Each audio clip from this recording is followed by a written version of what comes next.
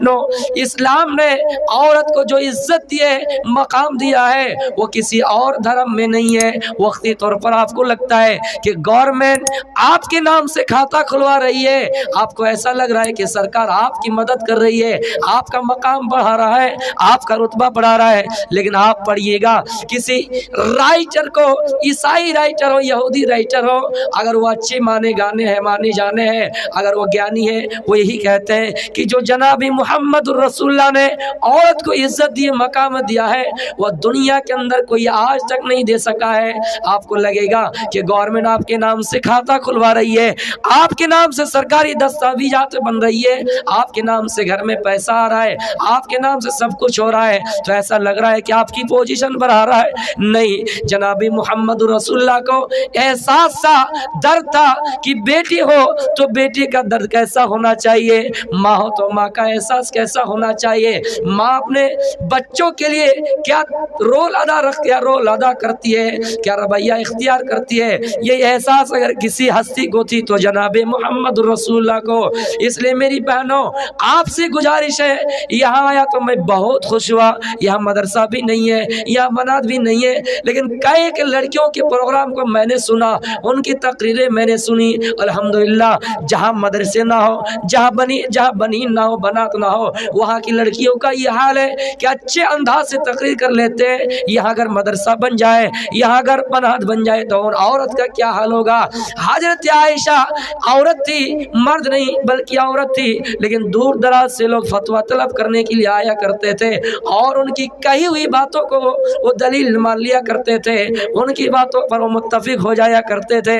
اس لیے میری بہنوں، آپ سے گزارش ہے، اسلام کا پرچم لہرانے میں عورت کا بھی کردار رہا ہے، آپ بھی محنت و لگن سے کام کیجئے اور قرآن و حدیث کی دعوت کو عام کیجئے اور پڑھتے رہیے۔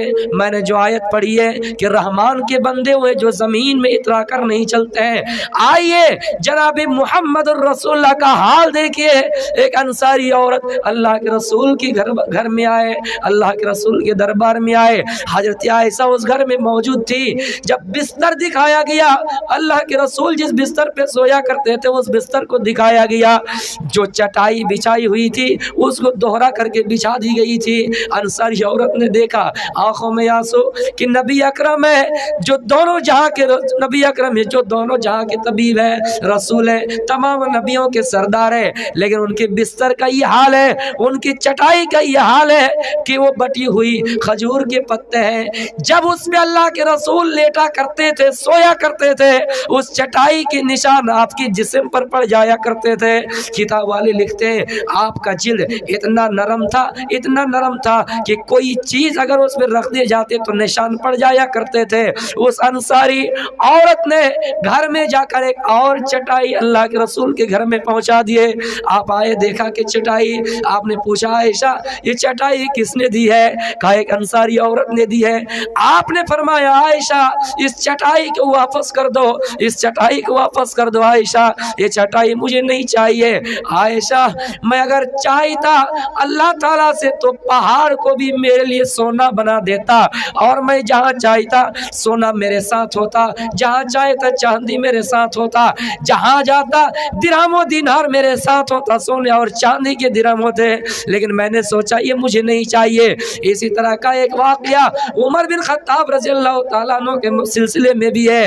حضرت عمر جب اللہ کے رسول کی خدمت میں گئے اور دیکھا کہ آپ کے جسم میں نشان پڑے ہوئے ہیں، آپ کے جسم میں چٹائی کے نشان پڑے ہوئے ہیں، آپ کے اخراجات بہت کم ہے، گھروں میں کچھ سامان زیادہ نہیں ہے، عائشہ حضرت عمر رضی اللہ تعالیٰ عنہ اس جگہ پہ رو رہے ہیں۔ اللہ کے رسول کہہ رہے ہیں عمر کیا بات ہے، کیوں رو رہے ہو، کس چیز نے تمہیں رلا دیا ہے؟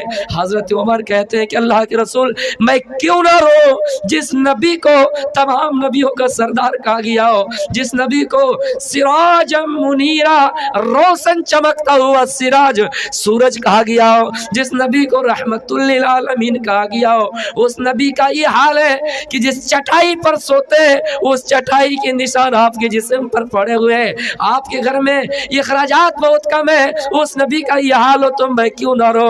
اللہ کے رسول کہہ رہے ہیں عمر جان لو یہ نعمتیں ہیں جو دنیا میں नरम गरम बिस्तर वाले हैं, ये नियामतें काफिरों के लिए है और ये नियामतें हमारे लिए आखिरत में है।